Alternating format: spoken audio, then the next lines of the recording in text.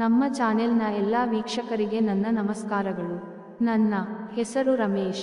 ರಾಯಚೂರ್ನ ಒಂದು ಹಳ್ಳಿಯಲ್ಲಿ ನನ್ನ ಊರು.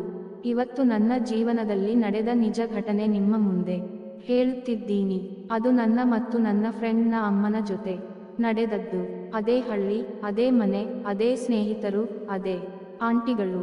ಆದರೆ ಆಂಟಿಗಳನ್ನ ಬರೀ ಆಂಟಿ ಥರ ನೋಡದೆ ಬೇರೆ ಏನೇನೋ ಕಲ್ಪನೆ ಮಾಡಿಕೊಳ್ಳೋ ವಯಸ್ಸು ಅವಾಗ ತಾನೇ ಬಂದಿತ್ತು.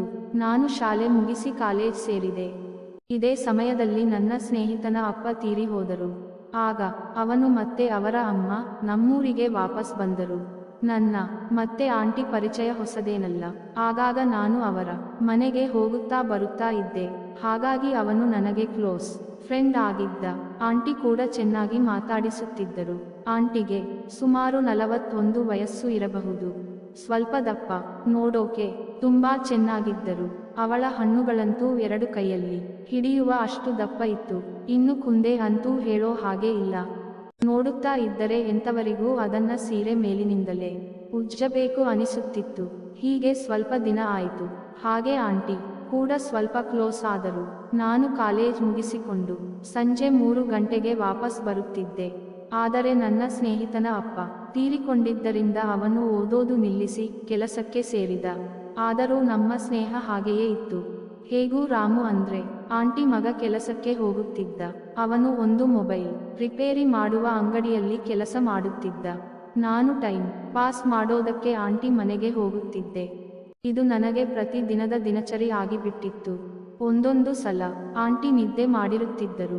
ಆಗ ಬಾಗಿಲು ತಟ್ಟಿದಾಗ ನಿದ್ದೆಗಣ್ಣಲ್ಲೇ ಬಂದು ಬಾಗಿಲು ತೆಗೆಯುತ್ತಿದ್ದರು. ಅವಾಗ ಅವರ ಸೀರೆ ಪಕ್ಕಕ್ಕೆ ಹೋಗಿ ಅವರ ಹಣ್ಣುಗಳು ಆಚೆಗೆ ಬಿದ್ದು ಹೋಗುತ್ತವೆ ಅನ್ನೋ ಥರ ಕಾಣುತ್ತಿತ್ತು. ನಾನು ಇದನ್ನೆಲ್ಲ ನೋಡಿ ದಿನ ಆಂಟಿನ ನೆನೆಸಿಕೊಂಡು ನನ್ನ ಸಾಮಾನಿಗೆ ಮಸಾಜ್ ಮಾಡಿಕೊಳ್ಳುತ್ತಿದ್ದೆ.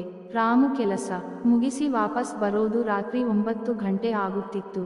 ಅಲ್ಲಿವರೆಗೂ ಆಂಟಿಗೆ ನಾನು ಕಂಪನಿ ಕೊಡುತ್ತಿದ್ದೆ. ಯಾವುದಾದರೂ ಪುಸ್ತಕ ತಗೊಂಡು ಏನೋ ತೋರಿಸೋ ನೆಪದಲ್ಲಿ ಅವಳನ್ನು ಟಚ್ ಮಾಡೋದು, ಮೊಣಕೈಯಲ್ಲಿ ಅವಳ ಹಣ್ಣುಗಳನ್ನು ಮುಟ್ಟುವುದು ಎಲ್ಲ ಮಾಡುತ್ತಿದ್ದೆ. ಇದೆಲ್ಲ ಆಂಟಿಗೆ ಗೊತ್ತಾಯಿತು ಅಂತ ಅನಿಸುತ್ತೆ. ಅದಕ್ಕೆ ಸೀರೆ ಪಕ್ಕಕ್ಕೆ ಹೋದಾಗ ಎಳೆದು ಪೂರ್ತಿ ಮುಚ್ಚಿಕೊಳ್ಳುತ್ತಿದ್ದರು.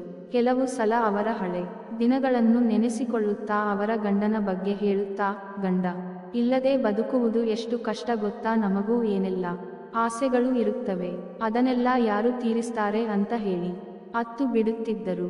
ನನಗೆ ಅಯ್ಯೋ ಅಂತ ಅನಿಸಿದರೂ ಕೂಡ ಎಲ್ಲೋ ಒಂದು ಕಡೆ ಹೊಡೆಸಿಕೊಳ್ಳೋಕೆ ಆಂಟಿಗೆ ಒಂದು ಒಳ್ಳೆ ಸಾಮಾನು ಬೇಕು ಅಂತ ಗೊತ್ತಾಗುತ್ತಿತ್ತು. ಕೆಲವು ಸಲ ನಾನು ಬೇಕು ಅಂತಲೇ ನಿಮ್ಮ ಕಷ್ಟ ನನ್ನ ಹತ್ತಿರ ಹೇಳಿ, ನಾನು ನಿಮ್ಮ ಪ್ರಾಬ್ಲಮ್ ಬಗೆಹರಿಸುತ್ತೀನಿ ಅಂತ ಹೇಳುತ್ತಿದ್ದೆ. ಆಗ ನಾನು ಮನಸ್ಸಲ್ಲಿ ನನ್ನ 7 ಇಂಚು ಉದ್ದ ಇರೋ ಸಾಮಾನನ್ನು ನಿನ್ನ ತೂತಿನಲ್ಲಿ ಇಟ್ಟು 24 ಗಂಟೆ ನಿನಗೆ ಮಜಾ ಕೊಡ್ತೀನಿ ಅಂತ ಅಂದುಕೊಳ್ಳುತ್ತಿದ್ದೆ. ಆದರೆ ಅದಕ್ಕೆ ಆಂಟಿ ನೀನು ಬಗೆಹರಿಸೋ ಪ್ರಾಬ್ಲಮ್ ಅಲ್ಲ ಬಿಡು ಪುಟ್ಟ, ನೀನಿನ್ನು ನನ್ನ ಮಗನ ವಯಸ್ಸಿನವನು ಅಂತಿದ್ದರು. ನನಗೂ ದಿನೇ ದಿನೇ ಆಂಟಿಯ ತೂತಿಗೆ ಹೊಡೆಯಬೇಕು ಅನ್ನೋ ಆಸೆ ಜಾಸ್ತಿ ಆಗುತ್ತಾ ಹೋಯಿತು. ಟೈಮ್ ಸಿಕ್ಕಾಗಲೆಲ್ಲ ಮನೆಗೆ ಹೋಗೋದು. ಅವಳು ಸ್ನಾನ ಮಾಡಬೇಕಾದರೆ ಕಿಟಕಿಯಿಂದ ನೋಡೋಕೆ ಟ್ರೈ ಮಾಡೋದು ಮಾಡುತ್ತಿದ್ದೆ. ಹೇಗಾದರೂ ಮಾಡಿ ಅವಳ ತೂತನ್ನು ಛಿದ್ರ ಮಾಡಬೇಕು ಅಂತ ಅಂದುಕೊಳ್ಳುತ್ತಿದ್ದೆ. ಹಾಗೆ ಆಗಾಗ ತಲೆಯಲ್ಲಿ ಒಂದು ಯೋಚನೆ ಕೂಡ ಬರ್ತಾ ಇತ್ತು. ಹೇಗೂ ಆಂಟಿಯ ಗಂಡ ಸತ್ತು ಸುಮಾರು ದಿನ ಆಗಿದೆ. ಅವಳ ತೂತಿಗೆ ಮತ್ತು ಹಣ್ಣುಗಳಿಗೆ ಯಾವುದಾದರೂ ಒಂದು ಗಂಡು ದೇಹ ಸಿಕ್ಕರೆ ಸಾಕು ಅಂತ ಕಾಯುತ್ತಿರಬಹುದು ಅಂತ ನನಗೆ ಅನಿಸುತ್ತಿತ್ತು. ಇಷ್ಟೆಲ್ಲ ನನ್ನ ಮನಸ್ಸಲ್ಲಿ ಇರಬೇಕಾದರೆ ಒಂದು ದಿನ ರಾತ್ರಿ ಸುಮಾರು 8 ಗಂಟೆಗೆ ಆಂಟಿ ಮನೆಗೆ ಹೋದೆ. ಆಗ ಆಂಟಿ, ಇವತ್ತು ನನ್ನ ಮಗ ಬರಲ್ಲ ಅಂತೆ ಕಣೋ, ಕೆಲಸದ ಮೇಲೆ ಎಲ್ಲೋ ಹೋಗುತ್ತಿದ್ದಾನಂತೆ. ನನಗೆ ಒಬ್ಬಳೇ ಮಲಗೋಕೆ ಭಯ ಆಗುತ್ತಿತ್ತು. ಫೀಸ್ ಇವತ್ತು ನನ್ನ ಜೊತೆ ಮಲಗುತ್ತೀಯಾ ಅಂದಳು. ನಾನು ವಾವ್, ಸಿಕ್ಕ ಚಾನ್ಸ್ ಮಿಸ್ ಮಾಡಿಕೊಳ್ಳೋದು ಬೇಡ ಅಂತ, ಸರಿ ಆಂಟಿ, ನಮ್ಮ ಮನೆಯಲ್ಲಿ ನೀವೇ ಹೇಳಿ ನೋಡಿ, ಅವರು ಹೋಗು ಅಂದರೆ ಬರ್ತೀನಿ ಅಂದೆ. ಹೇಗೂ ನಮ್ಮ ಮನೆಯಲ್ಲಿಯೂ ಆಂಟಿ ಕ್ಲೋಸ್ ಆಗಿದ್ದರಿಂದ ನಮ್ಮ ಮನೆಯಲ್ಲಿ ಒಪ್ಪಿಕೊಂಡರು. ನನ್ನ ಸಾಮಾನು ಎದ್ದೆದ್ದು ಕುಣಿಯುತ್ತಿತ್ತು. ನಾನು ಆಂಟಿ ಒಟ್ಟಿಗೆ ಊಟ ಮಾಡಿ ಹಾಗೆ ಟಿವಿ ನೋಡುತ್ತಾ ಇದ್ದೆ. ನನಗೆ ಸ್ವಲ್ಪ ಚಳಿ ಆಗೋ ಥರ ಇತ್ತು. ಆಗ ಆಂಟಿ, ಯಾಕೋ ನಿದ್ದೆ ಬರ್ತಿಲ್ವಾ, ಬಾ ನಿದ್ದೆ ಮಾಡೋಣ ಅಂದಾಗ ಏನೋ ಉಲ್ಲಾಸ, ಸಂತೋಷ, ಅಬ್ಬಾ ಇನ್ನೂ ಏನೇನೋ ಆಗುತ್ತಿತ್ತು. ನಾನು ಹಾಗೆ ಸುಮ್ಮನೆ, ಆಂಟಿ ನೀವು ಮಂಚದ ಮೇಲೆ ಮಲಗಿಕೊಳ್ಳಿ, ನಾನು ಕೆಳಗೆ ಮಲಗುತ್ತೀನಿ ಅಂದೆ. ಆಗ ಆಂಟಿ, ಅದೆಲ್ಲ ಆಗೋಲ್ಲ, ನೀನುನೂ ಇಲ್ಲೇ ಬಾ ಪರವಾಗಿಲ್ಲ ಅಂದಳು. ನಾನು ಇಲ್ಲ ಆಂಟಿ, ನನಗೆ ನಿದ್ದೆಯಲ್ಲಿ ಒದ್ದಾಡೋ ಅಭ್ಯಾಸ ಇದೆ, ಸುಮ್ಮನೆ ನಿಮಗೆ ಯಾಕೆ ಕಷ್ಟ ಬೇಡ ಅಂದೆ. ಅದಕ್ಕೆ ಆಂಟಿ ಪರವಾಗಿಲ್ಲ ಬಾರೋ ನಾನು ರೆಡಿ ಇದ್ದೀನಿ ಅಂದಾಗ ನನ್ನ ಮನಸ್ಸಲ್ಲಿ ಒಂದು ಸಲ ಕರೆಂಟ್ ಪಾಸ್ ಆದ ಹಾಗೆ ಆಯಿತು. ಸರಿ ನಾನು ಮಂಚ ಹತ್ತಿ ಮಲಗಿದೆ. ಆಂಟಿ ಲೈಟ್ ಆಫ್ ಮಾಡಿ ಬಂದು ಪಕ್ಕ ಮಲಗಿ ಕೊಂಡಾಗ ನನ್ನ ಮೈಯಲ್ಲಿ ಬಿಸಿ ಆಗೋಕೆ ಶುರು ಆಯಿತು.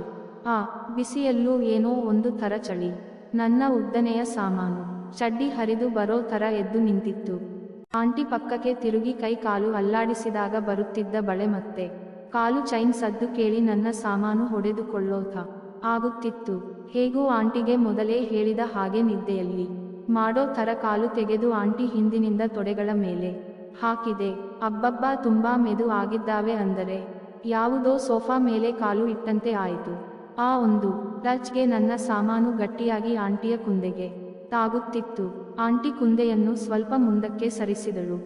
ಆಗ ನನಗೆ ಸ್ವಲ್ಪ ಭಯ ಶುರುವಾಯಿತು. ಆಂಟಿಗೆ ಕೋಪ ಬರಬಹುದೇನೋ, ಇವರು ನನ್ನ ಆಟಕ್ಕೆ ಬಗ್ಗಲ್ಲ ಅಂದುಕೊಂಡು ಇನ್ನೊಂದು ಸಲ ಟ್ರೈ ಮಾಡೋಣ ಅಂತ ಮತ್ತೆ ಸಾಮಾನನ್ನು ಕುಂದೆಗೆ ಟಚ್ ಮಾಡಿದೆ. ಆಂಟಿ ಸುಮಾರು ವರ್ಷಗಳಿಂದ ಹೊಡೆಸಿಕೊಂಡಿಲ್ಲ ಅನಿಸುತ್ತೆ. ಯಾಕೆ ಅಂದರೆ ನನಗೆ ಆಶ್ಚರ್ಯ ಆಗೋ ಥರ ಆಂಟಿ ನನ್ನ ಕಡೆ ತಿರುಗಿ ಗಟ್ಟಿಯಾಗಿ ತಬ್ಬಿಕೊಂಡು ಬಾಬಾ ನನ್ನ ತೂತು ಹರಿದು ಹಾಕು ಅಂತ ಹೇಳುತ್ತಾ ನನಗೆ ಮುದ್ದುಗಳನ್ನು ಕೊಡುತ್ತಾ ನನ್ನ ಚಡ್ಡಿಯನ್ನು ಕೆಳಗೆ ಎಳೆಯಲು ಪ್ರಯತ್ನ ಮಾಡುತ್ತಿದ್ದಳು. ನಾನು ಆಂಟಿ ಬಾಯಲ್ಲಿ ಬಾಯಿ ಹಾಕಿ ಚೆನ್ನಾಗಿ ಹೀರುತ್ತಾ ಒಂದು ಕೈಯಲ್ಲಿ ಅವಳ ದಪ್ಪ ಹಣ್ಣುಗಳನ್ನು ಪ್ರೆಸ್ ಮಾಡಿ ಇನ್ನೊಂದು ಕೈನಿಂದ ಸೀರೆಯನ್ನು ತೆಗೆಯಲು ಪ್ರಯತ್ನಿಸುತ್ತಿದ್ದೆ. ಆಂಟಿ ಹುಚ್ಚು ಹಿಡಿದವಳಂತೆ ಚಿನ್ನು ನನ್ನ ಗಂಡ ನೀನು, ನಿನ್ನ ಸಾಮಾನು ಕೊಡೋ, ಈ ತೂತು ನಿನ್ನದು ಅಂತ ಏನೇನೋ ಮಾತಾಡುತ್ತಾ ನನ್ನ ಸಾಮಾನನ್ನು ಕೈಯಲ್ಲಿ ಹಿಡಿದು ಹಿಂದೆ ಮುಂದೆ ಮಾಡುತ್ತಿದ್ದಳು. ಇದ್ದಕ್ಕಿದ್ದಂತೆ ಆಂಟಿ ಲೈಟ್ ಹಾಕಿ ಹೊಡೆದಾಡೋಣ ಕಣೋ ಅಂತ ಹೇಳಿ ಎದ್ದು ಲೈಟ್ ಆನ್ ಮಾಡುವಾಗ ಅಬ್ಬಾ ಎಂಥ ಸೌಂದರ್ಯ, ವಾಹಾ ಹಣ್ಣುಗಳು ಆ ಸೊಂಟ ಒಟ್ಟಿನಲ್ಲಿ. ಆ ಗಳಿಗೆ ಆಂಟಿಯನ್ನು ಸ್ವಲ್ಪ ಬಟ್ಟೆಯಲ್ಲಿ ನೋಡಿದೆ. ಹಾಗೆ ಆಂಟಿ ಎಲ್ಲಾ ಬಟ್ಟೆಗಳನ್ನು ಕಿತ್ತೆಸೆದು ಬಾ ಚಿನ್ನು, ಈ ನಿನ್ನ ಆಂಟಿಯ ತೂತು ನಿನ್ನದೇ, ಕಚ್ಚು ನೆಕ್ಕು, ಕೈ ಹಾಕು, ಸಾಮಾನು ಹಾಕು, ಏನು ಬೇಕಾದರೂ ಮಾಡಿಕೊ ಅಂತ ಒಂದೇ ಬಾರಿ ನನ್ನ ಮೈ ಮೇಲೆ ಜಿಗಿದು ನನ್ನನ್ನ ಸ್ವತಃ ಆಂಟಿನೇ ಬಟ್ಟೆ ಎಲ್ಲ ತೆಗೆದು ಬಿಟ್ಟಳು. ನಾನು ಆಟದ ಕಥೆಗಳನ್ನು ಓದಿ ತಿಳಿದು ಕೊಂಡಿದ್ದರಿಂದ ಕೆಳಗೆ ಕೂತುಕೊಂಡು ಆಂಟಿಯ ತೂತಿಗೆ ಬೆರಳು ಇಟ್ಟು ಆಡಿಸಿದೆ. ಆಗ ಆಂಟಿ ಮೆಲ್ಲಗೆ ಅಮ್ಮ ಅನ್ನೋಕೆ ಶುರು ಮಾಡಿದಳು. ಆಮೇಲೆ ನನ್ನನ್ನು ಮಂಚದ ಮೇಲೆ ಕೂರಿಸಿ ನನ್ನ ಸಾಮಾನನ್ನು ಬಾಯಲ್ಲಿ ಹಾಕಿಕೊಂಡು ಹಿಂದೆ ಮುಂದೆ ಆಡಿಸೋವಾಗ ನನಗೆ ತೂತಿಗಿಂತ ಬಾಯಲ್ಲೇ ಮಜಾ ಇದ್ದೀಯೇನೋ ಅನ್ನಿಸುತ್ತಿತ್ತು. ಹೀಗೆ ಹಿಚುಕುತ್ತಾ ಮುದ್ದು ಕೊಡುತ್ತಾ ಸುಮಾರು ಹೊತ್ತು ಕಳೆದೆವು. ಕೊನೆಗೆ ಆಂಟಿ ಬಾರೋ ಚಿನ್ನ, ನಿನ್ನ ಆಂಟಿಯ ತೂತಿಗೂ ಕುಂದೆಗೂ ಮಾಡು ಬಾ ಅಂತ ಮೇಲೆ ಎಳೆದುಕೊಂಡು ಅಂಗಾತ ಮಲಗಿದ್ದಳು. ನಾನು ಹಾಗೆ ಅವಳ ಮೇಲೆ ಮಲಗುತ್ತಾ ನನ್ನ ಸಾಮಾನನ್ನು ಒಂದು ಕೈಯಲ್ಲಿ ಹಿಡಿದು ತೂತು ಹುಡುಕುವ ಕೆಲಸ ಮಾಡುತ್ತಿದ್ದೆ. ಕೊನೆಗೆ ಆಂಟಿ ಒಂದು ಕೈಯಲ್ಲಿ ತೂತು ಅಗಲಿಸುತ್ತಾ ಇನ್ನೊಂದು ಕೈಯಲ್ಲಿ ಸಾಮಾನು ಹಿಡಿದುಕೊಂಡು ತೂತಿನ ಮೇಲೆ ಇಟ್ಟಲು ನಾನು ಒಂದೇ ಸಲ ನೂಕಿದೆ. ಆಗ ಆಂಟಿ ನನ್ನ ಜುಟ್ಟು ಹಿಡಿದು ಮಾಡು ಬೇಗ ಮಾಡು ಅಂತ ಸೊಂಟವನ್ನು ನನ್ನ ಸಾಮಾನು ಕಡೆಗೆ ಎತ್ತಿ ಕೊಡುತ್ತಿದ್ದಳು. ನಾನು ನನ್ನ ಸೊಂಟದ ಶಕ್ತಿಯನ್ನು ಇನ್ನೂ ಜಾಸ್ತಿ ಮಾಡಿದೆ. ಆಗ ಅದಕ್ಕೆ ತಕ್ಕಂತೆ ಸೊಂಟ ಎತ್ತೆತ್ತಿ ಕೊಡುತ್ತಾ ಅವಳ ಮುಖದಲ್ಲಿ ಏನೋ ಖುಷಿ ಕಾಣುತ್ತಿತ್ತು. ನಾನು ಇನ್ನೇನು ರಸ ಬಿಡಬೇಕು ಅನ್ನೋವಾಗ ಆಂಟಿ ರಸ ಬರುತ್ತಿದೆ ಅಂದೆ. ಆಗ ಆಂಟಿ ಬರಲಿ ಒಳಗಡೆನೇ ಬಿಡು, ನಿನ್ನ ಬಿಸಿ ಗಂಜಿ ನನ್ನ ತೂತಿನಲ್ಲೇ ಇರಲಿ, ಮುಂದಿನದು ನಾನು ನೋಡಿಕೊಳ್ಳುತ್ತೀನಿ ಅಂದಾಗ ನನಗೆ ಧೈರ್ಯ ಬಂದು ಜೋರಾಗಿ ಹೊಡೆಯುತ್ತಾ ರಸವನ್ನು ವೇಗವಾಗಿ ತೂತಿನ ಒಳಗೆ ಬಿಟ್ಟೆ. ಆಂಟಿ ಕಣ್ಣು ಮುಚ್ಚಿಕೊಂಡು ನನ್ನ ತಬ್ಬಿ, ನನ್ನ ಗಂಡ ಇಲ್ಲ ಅನ್ನೋ ಚಿಂತೆ ಇವತ್ತು ದೂರ ಆಯಿತು. ಇನ್ನು ಮೇಲೆ ನೀನೇ ನನ್ನ ಗಂಡ, ನನ್ನ ತೂತು ನಿನಗೆ ಮಾತ್ರ, ಯಾವಾಗಲಾದರೂ ಬಂದು ನನ್ನ ಎಷ್ಟು ಹೊತ್ತು ಬೇಕಾದರೂ ಹೊಡೆಯಬಹುದು, ನನ್ನದೇನು ಅಭ್ಯಂತರ ಇಲ್ಲ ಅಂದಾಗ ನನ್ನ ಸಾಮಾನು ಮತ್ತೆ ಎದ್ದು ನಿಂತಿತ್ತು. ಮತ್ತೆ ಆಂಟಿಗೆ ಹೊಸ ಲೋಕ ತೋರಿಸ್ತೀನಿ ಅಂತ ಹೇಳಿ ಅವಳನ್ನ ಬಗ್ಗಿಸಿ ಕಷ್ಟಪಟ್ಟು ಬೆಟ್ಟದಂತಹ ಅವಳ ಕುಂದೆಯ ಸಂಧಿಯಿಂದ ಅವಳ ತೂತನ್ನು ನಾಯಿಯ ಹಾಗೆ ಹೊಡೆಯಲು ಶುರು ಮಾಡಿದೆ. ಆಗ ಆಂಟಿ ಇದು ಇನ್ನೂ ಚೆನ್ನಾಗಿದೆ ಅಂತ ಎಂಜಾಯ್ ಮಾಡುತ್ತಿದ್ದಳು. ಅವತ್ತು ರಾತ್ರಿ ಪೂರ್ತಿ ಹಬ್ಬದ ರೀತಿಯಲ್ಲಿ ಆಚರಿಸಿದೆವು. ಈಗ ಆಂಟಿ ಬೇರೆ ಕಡೆ ಹೋಗಿ ಸೆಟ್ ಆಗಿದ್ದಾರೆ. ಆದರೂ ನಾನಂತೂ ವಾರಕ್ಕೆ ಒಮ್ಮೆ ಆದರೂ ಹೋಗಿ ಅವಳ ತೂತಿನ ರಸವನ್ನು ಹೀರಿ ಬರುತ್ತೀನಿ.